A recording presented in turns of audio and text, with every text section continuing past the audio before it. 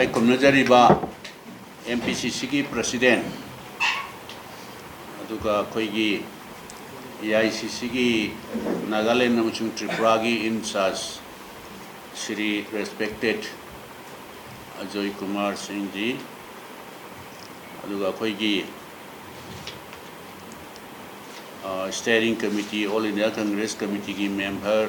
Shri Gaikhangam Aduga Atay Lingsin Biriba Koigi Shri K. Ranjit Honorable Deputy CLP Leader Hanagi Speaker Koi Lokeshwar Singh Hanatam Omlak Lok Sabha ki MP O.IBOBI Koi Goja Dr. T.S. Singh Aduga Koigi Working Committee ki President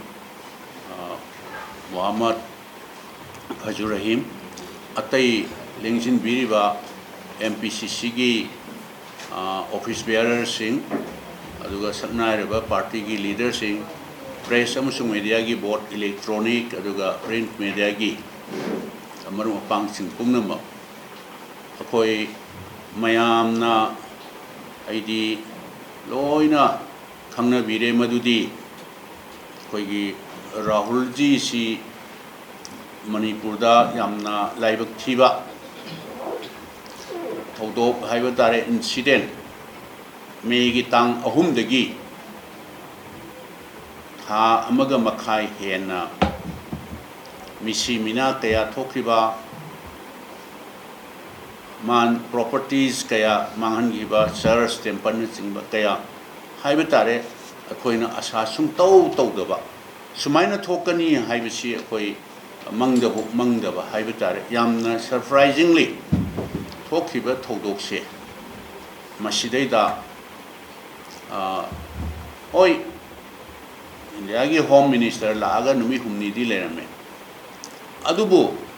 madu aikoina asa tawbudadi yamna thuna law and order si control tawraga misi mina and extensive damage tawkriba mayam se thuna immediate control tawgadra na khalambani madu gi wangda haiba tare aikoina itha thajitana sum misi mina mayam thoksal lakuse masida akoigi Congress ki leader Shri Rahul ji si yamna concern oiba madi hana dagi shu akoi tang tara even tara gi mamang da bhawba madi ai Manipur chatningi Manipur thoiba thodok se yamna nungai te chatningi na yamna haibne ado koina situation sidaida advisable oigadra oiroidra haina ngai bedagi hojikti mahakna yamna keen enthusiastic oiba masi yam chatningba aduna tang kunma panda mayam hana su yaukre aduna tang kunma panda hojik phaugi di sungsoi soidna lakpirani haina koi kan tore madugi program su madugi detail program su khabar kaida yam bana yaukre koi masidaida communal riot nattaba communal man ba haitare community ani gi marakta maitai amasung kuki gi marakta thongna griba laibak thiba thodokse masina masigi kuki sinau singi di haiba tare Churchanpur sina maroi ba mafam ma oiba atai mafam se more hairo tangpopi hairo sigi mafam sing si maroi di haibagi wanattaba mafam sing sidadi hojik relief camp si khara regasu yamna keno tawna laitabana maram oidna aduga mai program sisu yamna nini dine hairaga nini ne di hairaga yamna limited time oiba aduna amaroina singida hairaga di hujik yamna chauna relief camp da leriba Churachandpur aduga Bheli da hairaga koigi Bishnupur district ki Moirang ki jaga area swaida Imphal da hairaga swaida Morerom de kaidagi lakpa haibitare Kumal Lampakta aduga Akampat ki Ideal Girls College ki sigumba anakpa kharada aduga marak sidaida mahakna tang kuntrada Manipuri intellectuals, civil society organization ki representative sing, aduga atay saknairaba leader kaya maruina Satra ki sangstan sing students organization ki representative na sing ba Manipur da pramai torga shanti thuna restore tawdage peace and tranquility se thuna restore tawdage haibase mahnasu Manipur da laibiriba intellectual circle sing haibitare university ki professor sing hairgasu or any other intellectual circle ki mayam civil societies organization mayam ki representative sing students organization ki representative sing mayam maga interaction taunanaba Imphal hotel da madugi loina sem sara leire maruina aikoina hujik tawjari bisdi sigumba Rahul ji ki Manipur ki tamta da yamna khanbiba yamna concern oiba masjida Manipur da laibiriba maruina hayengi magi interaction program sida su imai ben sing su yaugani kachen phambi imai ben sing adu nataba tai maina pai bi hire su karsu mayam sangstan khuding mak angam bang thai aduge khoigi singda leiba chhatra gi sangstan civil society organization gi mayam su adum mana interaction program asida loina ba Manipur da leiriba community khuding makki khoigi chhatra gi hairo civil society organization hairo community khuding makki haitare nagagi oiba yai kuki gi oiba yai or minorities Muslim isinau singi haiba yai aduga leiriba tampakta leiba aino sik panjagiba civil societies organization gi mayam si interaction program ama tongana thammaga mayam dagi taning ba haiba tare karmai torga thokriba thodongno karmai torga thuna peace restore tawba yadage haibsi mayam dagi su ma taning ba ma ka interaction wari utai sana bagi program ni koina thamjari bise masida Manipur da laibiriba section khuding makki praja isinau sing imai ben sing chhatra sangstan sing mayam punna makna mateng pangbiu cooperation pibiu madi appeal tawjaba laksbani Manipur da achuk phajagraba Manipur sida sumaina thokani haibasi thajade aduna sigumba laibak thiba thokhiba thodokse masigi damukta da yamna nungaitaba haiba tare kamai torga shanti thuna hanjalakadage haibudu mayamgi awa ana tariba mayamgi awa bada share tawba lakba aduga kamai torga thuna shanti si laknanaba haiba madugi appeal tawba haiba tare sigumba khongchat sida Manipur da leibiriba chhatra sangstan oiba tai or any imai singi tongan ba organization chhatra singi civil society organization praja sing halam lai sing mayam punamakna mateng pangbiu cooperation pibiu na appeal si tawjabani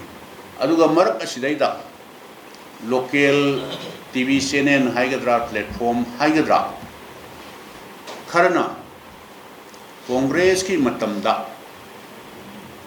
suspension of operation se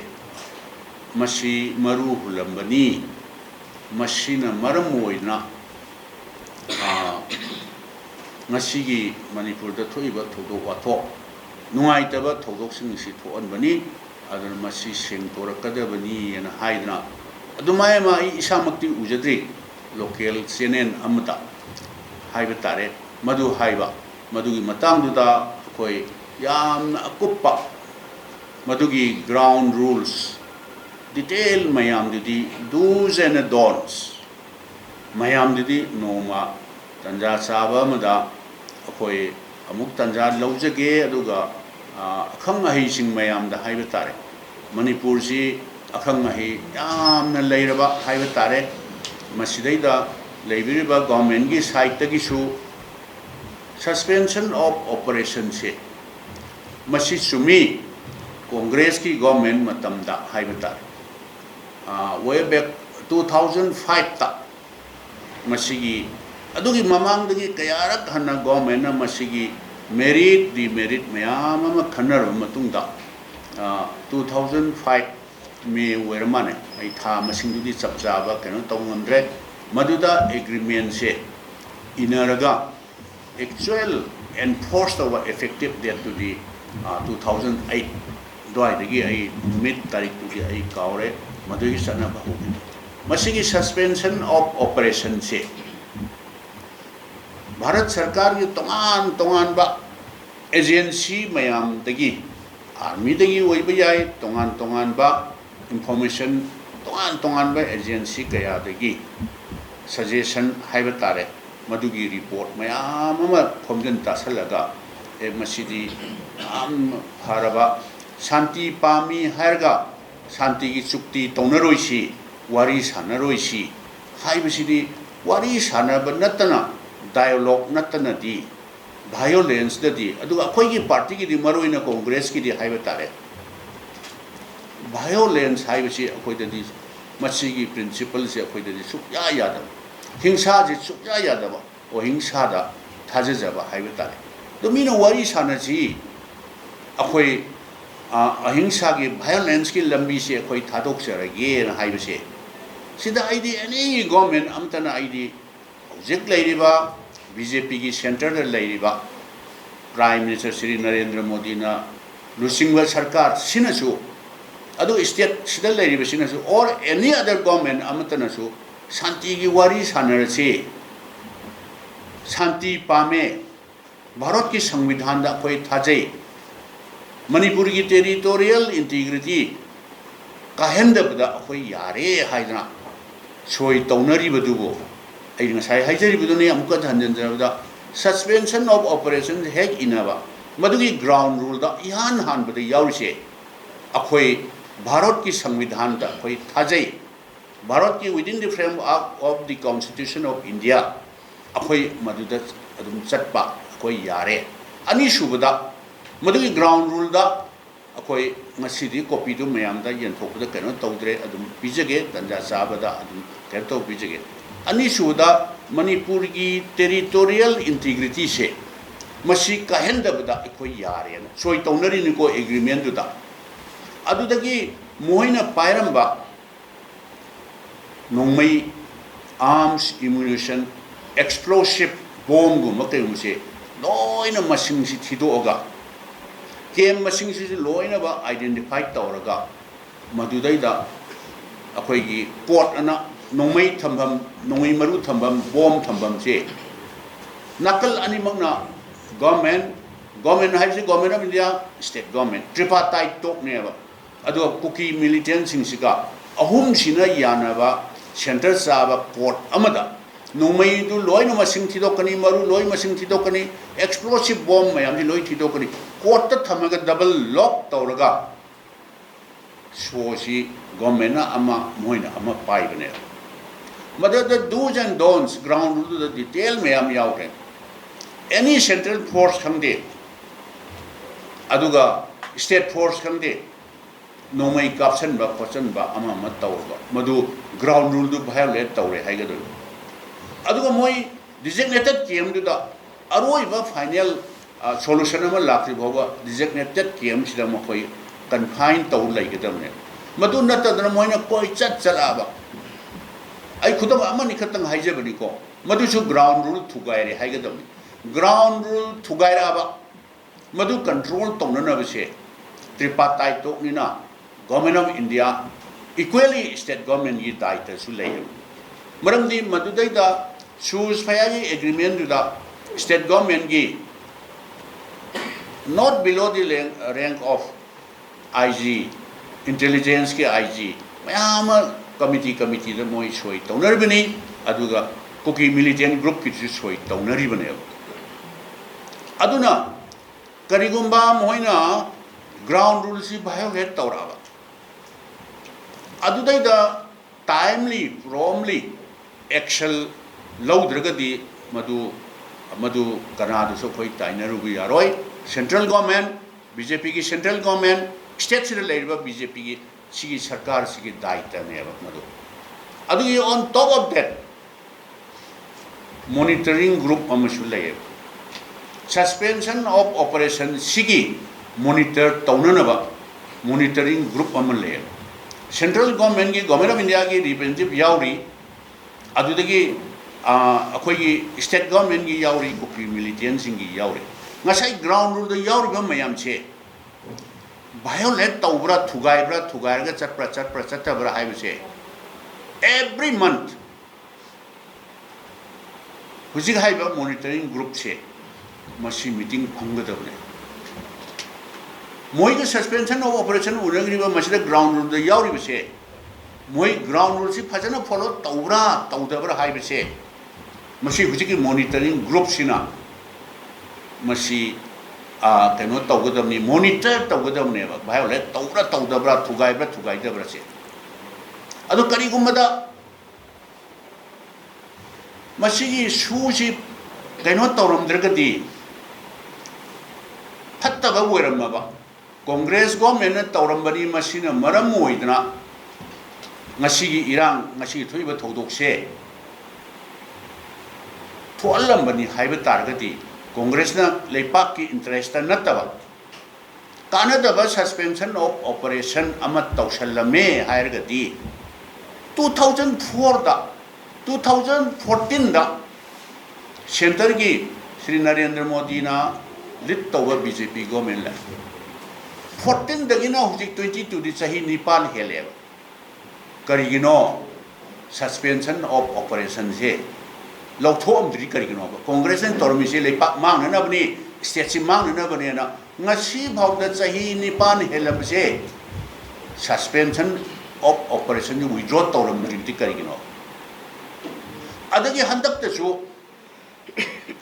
state government sina unilaterally monitoring group na recommendation yawgadamni suspension of operation se suji withdraw tawsi haiba taragadi state government na maram ama piraga moisi ground rule violate tawre aduna masi withdraw tawrasi haiba taradi state government na cabinet decision lawdringida recommend tawgadaba monitoring group na su equally recommend tawgadaba then government of India ultimately accept tawgata adu handak state government na unilaterally monitoring committee monitoring group na su recommendation su tawdaba cabinet ta khangibra khangdabra cabinet ta ground rule du phajana khangibra khangdabra ground rule du violate tawre haidna cabinet na withdraw tawre na decision lawrudo hujik laiba sarkar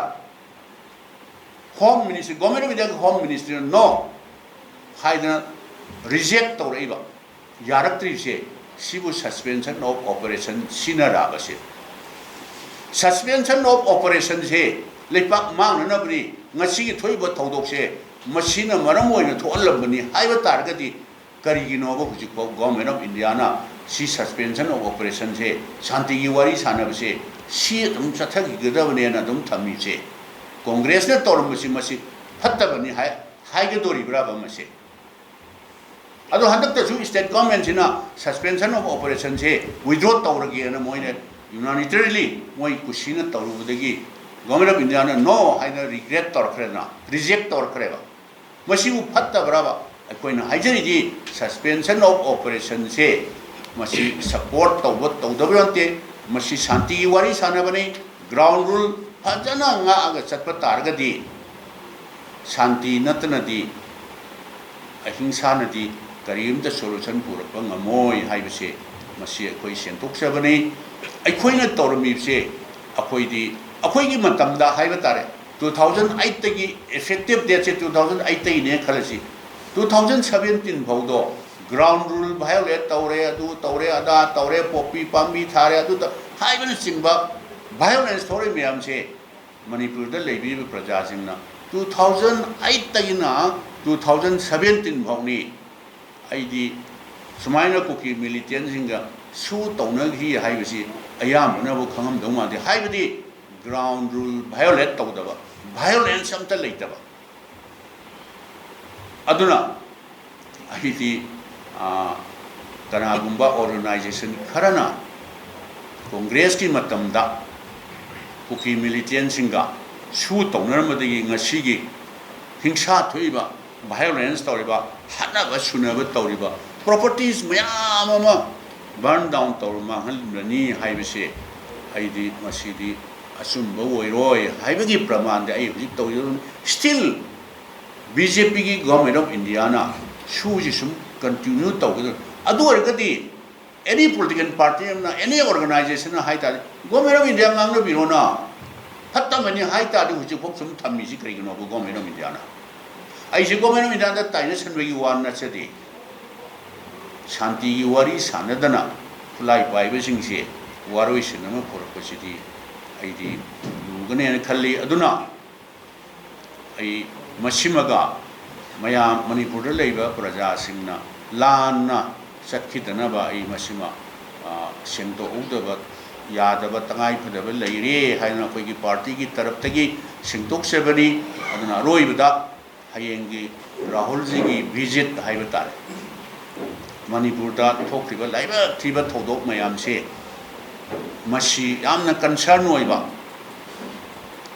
ꯍꯥꯏꯕ ꯇꯥꯔꯦ ꯑꯗꯨꯅ ꯃꯥꯅ ꯑꯋꯥꯕ ꯇꯥꯔꯤꯕ ꯈꯣꯠꯂꯤꯕ ꯃꯌꯥꯝꯁꯤ ꯀꯔꯤꯝꯇ ꯇꯧꯕ ꯉꯝꯗ꯭ꯔꯒꯁꯨ ꯃꯗꯨꯒꯤ ꯑꯋꯥ ꯇꯥꯔꯤꯕ ꯃꯌꯥꯝ ꯊꯣꯛꯈꯤꯕ ꯊꯧꯗꯣꯛ ꯃꯁꯤꯒꯤ ꯃꯇꯥꯡꯗ ꯑꯩꯁꯨ ꯑꯥꯗ ꯗꯤꯜꯂꯤꯗꯒꯤ ꯃꯌꯥꯝꯁꯨ ꯎꯕꯤꯔꯝꯒꯅꯤ ꯚꯤꯖꯨꯋꯦꯜ ꯃꯦꯗꯥꯝ ꯁꯣꯅꯤꯌꯥ ꯒꯥꯟꯙꯤꯅ ꯑꯄꯤꯜ ꯇꯧꯕ ꯔꯥꯍꯨꯜꯖꯤꯅ ꯑꯄꯤꯜ ꯇꯧꯕ ꯃꯗꯨ ꯈꯛꯇꯅꯗꯤ ꯅꯨꯡꯉꯥꯏꯇꯦ ꯍꯥꯏꯅ ꯑꯩ ꯆꯠꯇꯕ ꯌꯥꯗꯦ ꯍꯥꯏꯅ ꯃꯅꯤꯄꯨꯔꯗ ꯑꯄꯤꯜ ꯇꯧꯕ ꯂꯥꯛꯄ ꯀꯔꯤꯒꯨꯝꯕ ꯑꯃꯠꯇ ꯃꯗꯨꯒꯤ ꯔꯥꯖꯅꯤꯇꯤꯒꯤ ꯀꯔꯤ ꯈꯨꯗꯣꯡꯆꯥꯕ ꯂꯧꯅꯅꯕꯒꯤ ꯅꯠꯇꯦ ꯃꯅꯤꯄꯨꯔꯒꯤ ꯑꯋꯥꯕꯗ ꯁꯔꯨꯛ ꯌꯥꯕ ꯂꯥꯛꯄ ꯃꯅꯤꯄꯨꯔꯒꯤ ꯄ꯭ꯔꯖꯥꯁꯤꯡꯗ ꯁꯥꯟꯇꯤ ꯍꯜꯂꯛꯅꯕ ꯍꯣꯠꯅꯁꯤ ꯑꯩꯈꯣꯏꯁꯨ ꯑꯉꯝꯕ ꯃꯇꯦꯡ ꯑꯩꯈꯣꯏꯁꯨ ꯄꯥꯡꯖꯒꯦ ꯍꯥꯏꯕ ꯂꯥꯛꯄꯅꯤ ꯍꯥꯏꯗꯨꯅ ꯑꯩ ꯃꯌꯥꯝꯗ ꯃꯅꯤꯄꯨꯔꯗ ꯂꯩꯕꯤꯔꯤꯕ ꯄ꯭ꯔꯖꯥ ꯁꯦꯛꯁꯟ ꯈꯨꯗꯤꯡꯃꯛꯇ ꯑꯄꯤꯜꯁꯤ ꯇꯧꯖꯕꯅꯤ